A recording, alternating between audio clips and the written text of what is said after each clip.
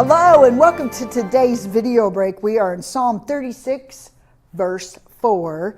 Even on their beds they plot evil. They commit themselves to a sinful course and do not reject what is wrong. Can you imagine being one of those people that even before you close your eyes to go to sleep, you're plotting the next day's evil?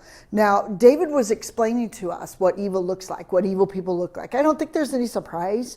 I don't think we're caught off guard when people act evil because we're surrounded by it. But think for a minute. Instead of praying for God to give visions and dreams and, help to get a good night's sleep, they're plotting their next day course of evil.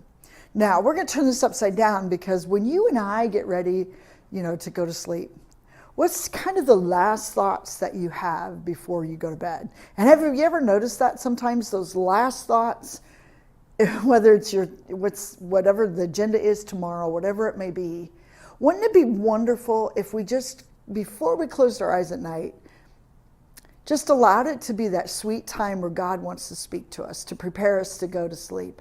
Maybe he has something so urgent to say to you that he tried all day long to speak to you.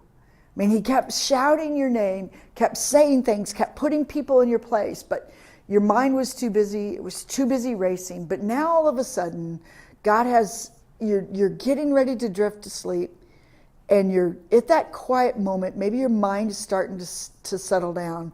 Maybe it's in that moment you could say, God, what is it that you'd like to say to me before I fall asleep? And he says, oh, finally, I get a chance to speak to you directly. And it's at that moment God whispers these words. This has happened to me so many times. I love you, Sabra.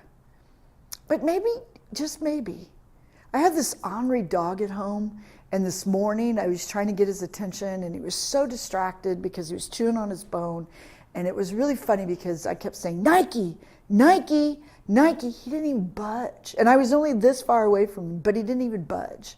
I just wanted to see if I could get his attention. Do you think sometimes God does that with us? Sabra, Sabra, Sabra. But I'm so distracted because I'm so in tune to what I want to do that I'm not listening. But what if we took the next, those few moments before we go to bed and just say, God, what do you have for me? I am positive God has a lot to say to you today. Are you listening? Have a blessed day.